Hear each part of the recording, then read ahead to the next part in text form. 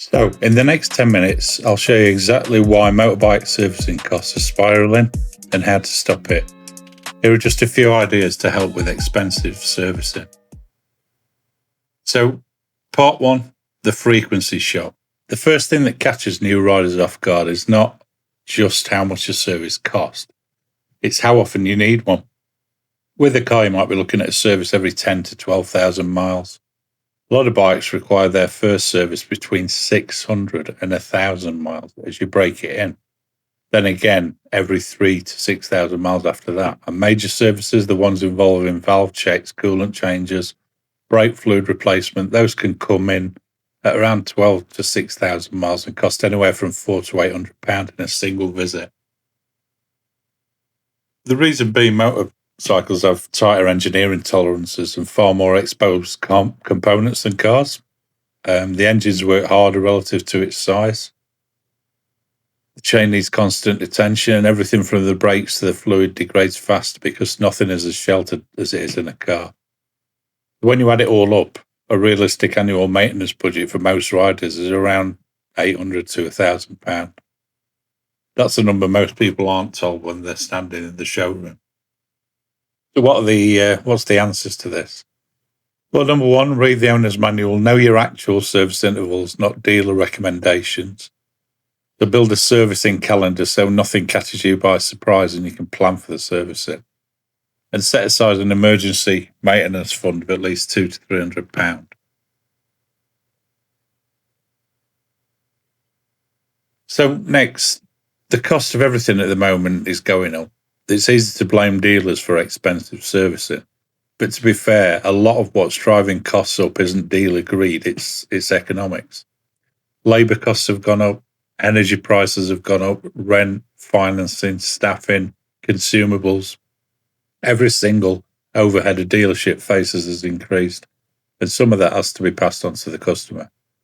The main dealer labour rates now commonly run between £60 and £95 an hour. A major service that takes 4.5 to 5 hours. Add in filters and parts and oil, and you can see exactly how a bill gets to £400 or £500 before anyone's done anything unusual. The one solution, when your warranty period ends, switch to an independent specialist. Independent workshops typically charge 30 to 50% less than main dealers for the identical work.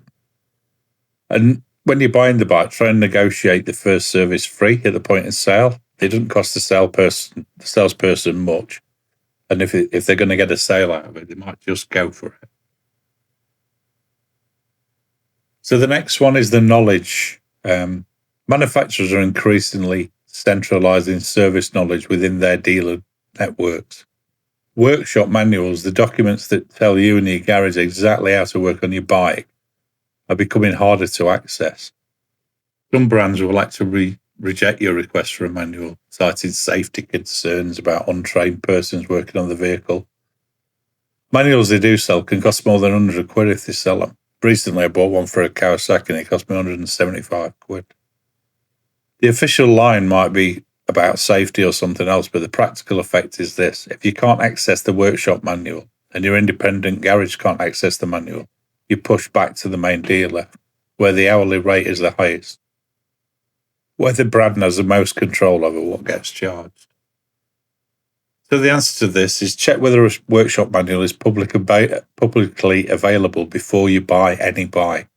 Check eBay for copies. Ains have some manuals, though not always the best. Look at owner communities online, so Reddit and places like that. Active DIY communities signal good access to information.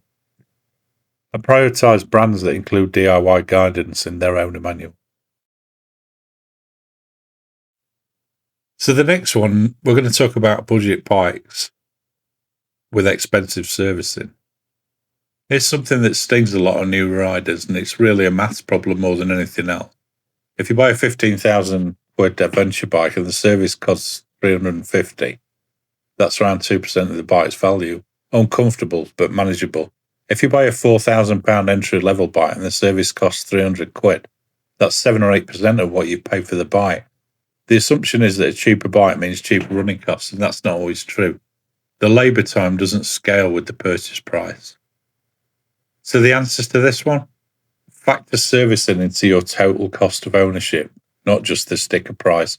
So when you're doing your sums at the beginning, ask all those questions before you sign on the dotted line. Also research what other owners of that model actually pay. Check with forums, community groups. They're gold mines for information like this. And one suggestion is, for the first bikes, the Japanese Big Four, Honda, Kawasaki, Yamaha, Suzuki, are consistently cheaper to service than European alternatives, and parts are a lot easier to come by. You can buy some Chinese bikes and other bikes that you just can't get the parts for, or there's a long waiting list to get them. You could be waiting up to 6 months for a set of sprockets. Also, check out where you can get the bike serviced. It's not always the dealer you bought it from. So in some cases, you might go to some places and they will, they'll sell you the bike, but they may not do servicing. To make sure that you've got somewhere to get the bike serviced that's fairly nearby, because otherwise you're going to have to factor in the cost of taking a day off to get it done if you've got to travel. So the next one, the complexity tax. Every time you add complexity to a motorcycle, you add costs, and modern bikes are way more complicated than they've ever been complex. A fully faired sports bike or big adventure tourer doesn't just have more parts, it takes more time to access the parts that need servicing. So before a mechanic can look at your oil filter, they might need to remove crash protection, body panels, fairings, brackets. Each has to come off carefully and every bolt took back to spec. That time is built to you. Add in radar, cruise control, cornering ABS, electronic suspension, heating, everything. All technology whose long-term reliability in UK conditions is still largely unknown. The solution on this one: choose naked or retro-style bikes with minimal bodywork and simple engine configurations. And also, less tech equals lower bills and fewer unknowns when things age, because some of these new electronic components, they do damage and they're not cheap to replace. So the next one, the DIY opportunity most riders ignore. Basic motorcycle maintenance is not really that complicated. Changing the oil, cleaning and adjusting the chain, replacing an air filter, swapping brake pads. These are tasks that most mechanically minded people can learn in an afternoon. The financial difference is stark. A full oil change with filter might cost you £20 to £30 in parts. The dealer doing the same job bills you for an hour of labour on top of that. If your bike's within the warranty period, self-servicing can create complications if something goes wrong. So for that period, it's usually worth using a dealer or approved independent.